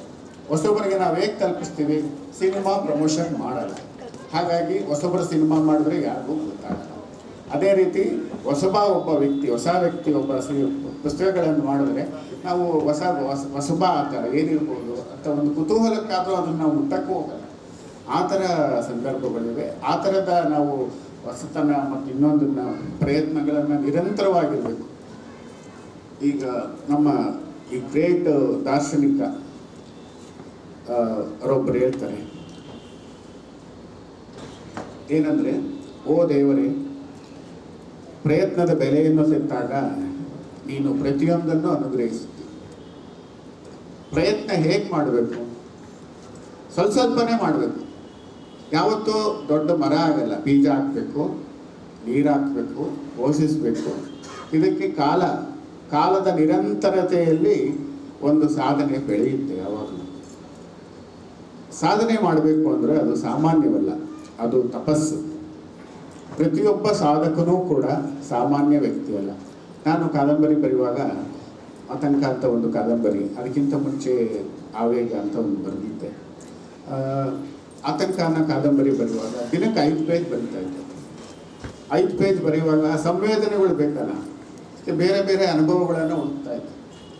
ಈಗ ನಾವು ಒಂದು ಹಳ್ಳಿಯಲ್ಲಿ, ಒಂದು ಗ್ರಾಮೀಣ ಭಾಗದಲ್ಲಿದ್ದು ಆ ಪರಿಸರದಲ್ಲಿ ಒಂದು ಕಾದಂಬರಿ ಬರಿಬೇಕಾದಾಗ ನಮಗೆ ವಸ್ತು ಭಾಳ ಬೇಗ ಸಿಗುತ್ತೆ. ಆದರೆ ನಾವು ಒಂದು ಪಟ್ಟಣ ಪ್ರದೇಶ, ಗದ್ದಲದ ಪ್ರದೇಶ, ಈ ಥರದ ಪ್ರದೇಶಗಳಲ್ಲಿರುವಾಗ ನಮಗೆ ವಸ್ತುಗಳು ನೇರವಾಗಿ ದಕ್ಕಲ್ಲ. ಆ ಸಂದರ್ಭದಲ್ಲಿ ನಾವು ಅನುಭವಕ್ಕಾಗಿ ಹುಡುಕಾಡ್ತೀವಿ. ಒಂದೊಂದು ಅನುಭವಕ್ಕಾಗಿ ಹುಡುಕಾಡೋದು ಅಂದರೆ ನಮ್ಮ ವೆಸ್ಟರ್ನ್ ಕಂಟ್ರೀಸಲ್ಲಿ ಅದಕ್ಕೆ ಕತ್ತನೆ ಕೊಡ್ತಿದ್ರು ಅಂತ ಹೇಳ್ತಾರೆ. ಅಂದರೆ ಅನುಭವ ಹುಡುಕ್ತಾ ಅವರೇ ಬಲಿಯಾಗ್ತಾ ಇದ್ರು. ಆ ಮಟ್ಟಕ್ಕೆ ಲೇಖಕರಿದ್ದರು. ಈಗ ನಮಗಿಲ್ಲಿ ಎಲ್ಲ ಸಾಮಾನ್ಯವಾದ ಒಂದು ಸಂದರ್ಭಗಳೇ ಸಿಗ್ತವೆ, ಸಾಮಾನ್ಯವಾದ ಕೃತಿಗಳನ್ನೇ ಬರ್ತೀವಿ. ಎಲ್ಲನೂ ಏನು ಬೇಕಾದ್ರೂ ತೇಲಿಸ್ಬಿಡ್ತೀವಿ. ಕೆಂಪು ಜಾರ್ಜೆಟ್ ಸೀರೆ, ಹಸಿರು ಬ್ಲೌಸು, ಪೋರ್ಟಿಕೋದ ಮುಂದೆ ಕಾರು, ಆಧುನಿಕ ಯುಗದಲ್ಲಿ ಇದಿಷ್ಟು ಬರೀತೀವಿ. ಇದಿಷ್ಟು ಬರೆದ್ರೆ ಆಯ್ತಾ? ಜೀವನಾನುಭವ ಬೇಡವಾ?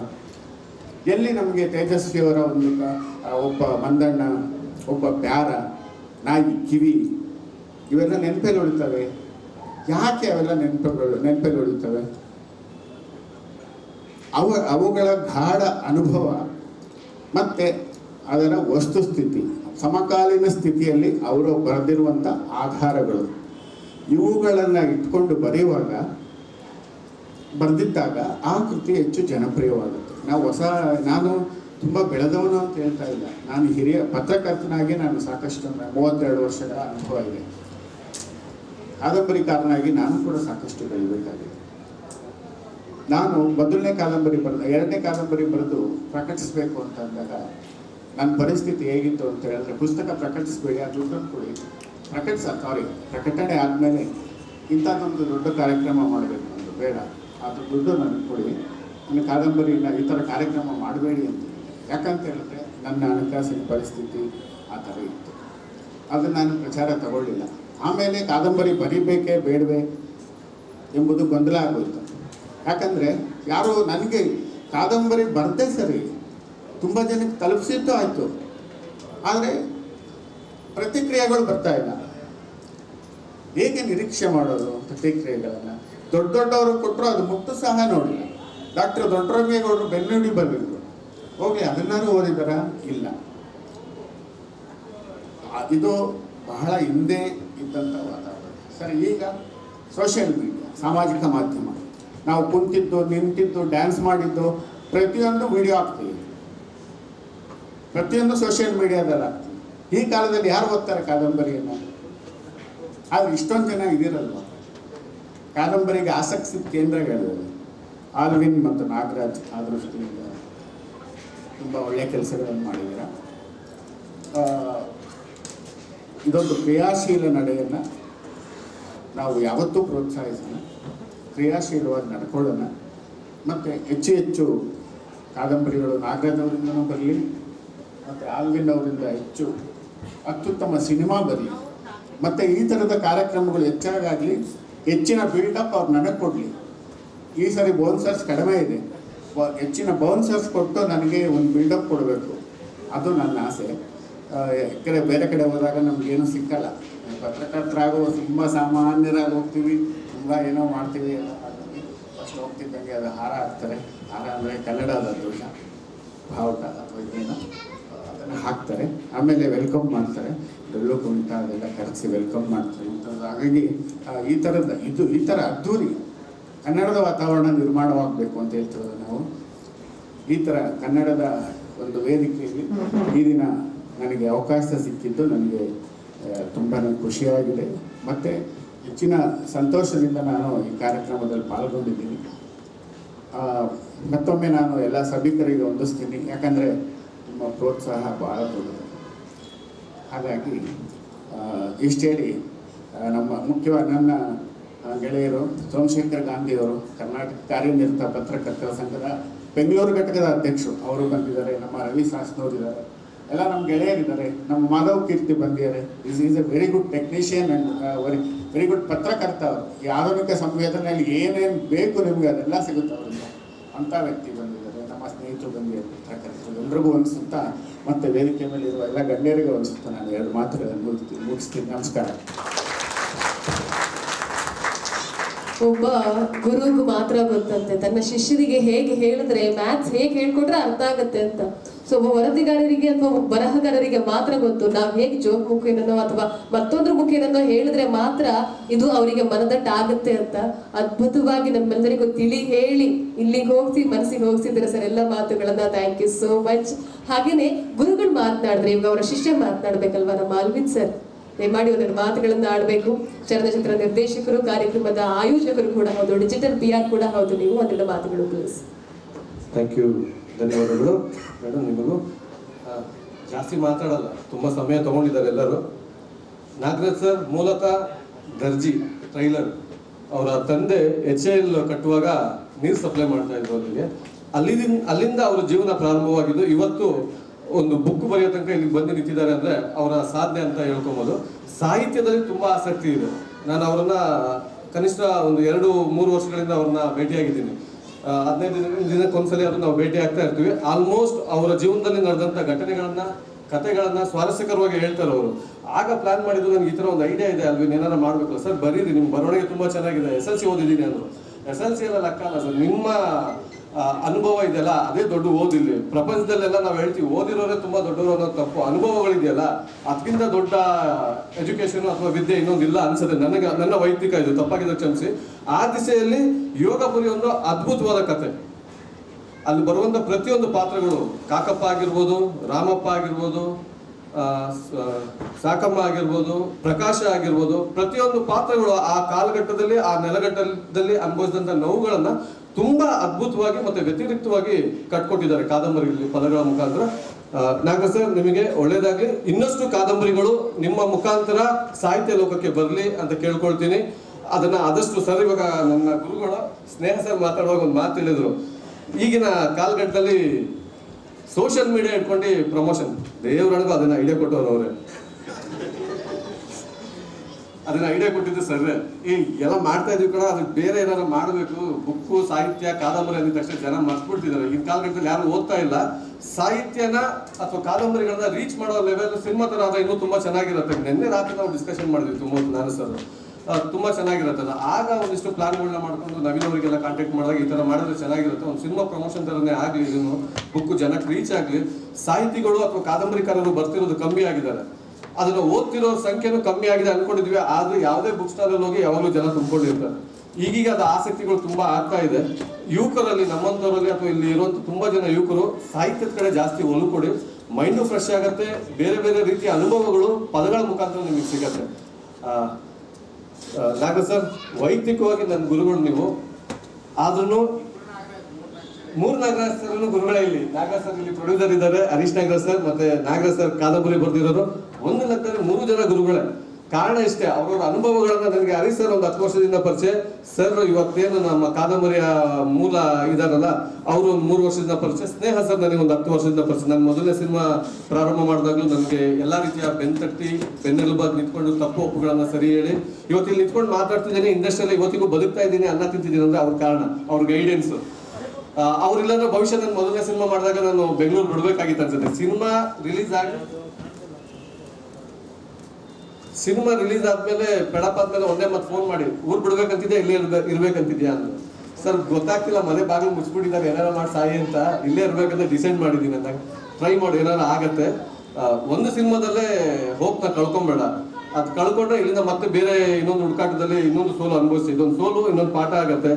10 ವರ್ಷ ಅಲ್ಲ ಸರ್, 15 ವರ್ಷದಿಂದ ಇಲ್ಲಿ ಬದುಕಿದ್ದೀನಿ ಇವತ್ತಿಗೂ. ಅದು ನಿಮ್ಮ ಒಂದು ಕಾರಣದಿಂದ ಅಂತ ಹೇಳಕ್ ಇಷ್ಟಪಡ್ತೀನಿ. ಜೊತೆಯಲ್ಲಿ ನನ್ನೊಂದು ಮಾತಿಗೆ ಅಥವಾ ನಾಗರಾಜ್ ಸರ್ ಕರೆಯೋಲಾಗಿ ಇಷ್ಟು ಜನ ಆಗಮಿಸಿದ್ರು, ನಿಮ್ಮೆಲ್ಲರಿಗೂ ವೈಯಕ್ತಿಕವಾಗಿ ಥ್ಯಾಂಕ್ಸ್ ಹೇಳಕ್ ಇಷ್ಟಪಡ್ತೀನಿ. ನನ್ನ ಜೊತೆಲಿ ನನ್ನ ಟೀಮ್ ಒಂದಿದೆ, ಸಂಪ್ರೀತಿ ಚಿತ್ರತಂಡ. ರಾಜ್ ಸರ್ ಇದ್ದಾರೆ ಡೈರೆಕ್ಟ್ರು, ಮತ್ತೆ ಹೀರೋ ಕುಶಾಲ್ ಇದ್ದಾರೆ, ಅಮೃತ ಅವರು ಇದ್ದಾರೆ. ಮುಂದಿನ ದಿನಗಳಲ್ಲಿ ಈ ಸಿನಿಮಾ ರಿಲೀಸ್ ಆಗ್ತದೆ, ದಯವಿಟ್ಟು ಥಿಯೇಟರ್ಗಳಲ್ಲಿ ನೋಡಿ.